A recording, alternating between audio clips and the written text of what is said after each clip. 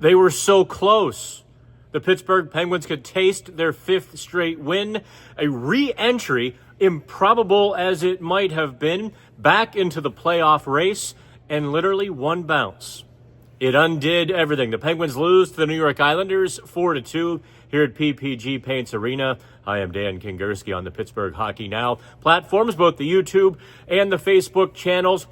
It all went awry. Don't get me wrong, we'll get into it, but the Penguins were not playing great. They were, well enough might be the better adjective in the first 40 minutes. They led 2-0. However, 17 seconds into the third period, Chris Letang tries to play a puck to the wall in the defense, or the offensive zone rather, hits a stanchion, bounces past him to the middle of the ice. Kyle Palmieri, the Islanders go the other way with a 2-on-0. Of course, Kyle Palmieri scores. Without Brock Nelson, somebody has to assume that number one Penguins killer role. Palmieri probably was always number 2. He nets the breakaway goal. It's 2-1, and you could just feel the hockey gods tap the Penguins on the shoulder. The clock struck midnight. Pick your analogy or pick your adjectives there. Everything changed. You could feel it change. The air just rushed out of the Penguins. In that third period, they were as listless, as lifeless as they have been in some time. Sidney Crosby said, "We just beat ourselves." Mike Sullivan said, "We beat ourselves in so many ways." Brian Rust expounded on it, saying, "Yeah, we did beat ourselves. We had no pushback. I don't know why. We fell flat in the third period." And that's exactly what happened for the second straight game. The New York Islanders score 4 unanswered goals in the third period. I don't think the Islanders played very well. I mean, let me rephrase that. The Islanders played well enough, just like the Penguins played well enough in the first 2 periods, but it wasn't like the Islanders were a buzzsaw in the third period. No, the Penguins were just flat. No pushback, no fight, no intensity. They were just kind of lazily going through the motions as if they already knew the outcome before it happened. We've seen this before from the Penguins. It was like repressed memories just came flooding back, and the Penguins remembered exactly who they have been for the predominant portion of the season. The turnovers, the terrible defensive plays.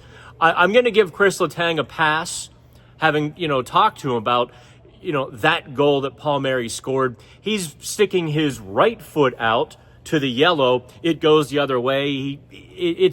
We'll call that bad luck. On the Islanders' second goal, Erik Karlsson pinches at neutral ice, tries to go down to one knee. There go the Islanders. It's 2-2. You almost feel for the Penguins because they were that close. If they win on Tuesday night, let me tell you what happens. They are now 4 points back of the Rangers, the first team out of the playoffs. They would be 5 points back of the upstart Montreal Canadiens for that second wild card. Now, New York only has 1 game in hand. I can tell you, people around the arena were buzzing. Sidney Crosby was into it. He's been into it for a couple of days. Like, we can get back in this. It's not impossible. Forget about that 0.2% chance. Hey, we can do this. And just to watch it all crash. I was a little bit disappointed for them, but ultimately it was by their own hand. And that might be the motto of the 24-25 Penguins season, by their own hand.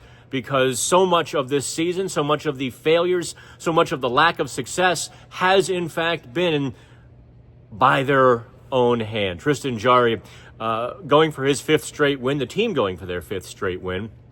Jarry was good. He made a lot. My notebook was full of Jarry, note, Jarry, note, Jarry, note. A lot of really good saves. He didn't make them look as tough as they really were. Little pad saves. Towards the end of the second period, there were about 6 minutes to go in the second period, there was a sequence that I thought defined the new Tristan Jarry, where he held his ground. Things were chaos was going on all around the net as the Penguins defensemen, boy, they are ulcer causing. They probably are the worst defensive unit in the league. That's not to say each defenseman is bad. Individually, they all have, a lot of them have something to offer, but collectively, they do not get it done. It's a bad mixture of defensemen.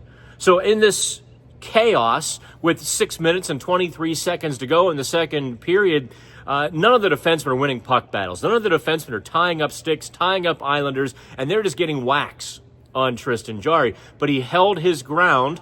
He stayed positionally sound. He made some positional saves, and when he had the opportunity, he pounced on the loose puck, got the paw over it, gets the whistle, helps the Penguins escape.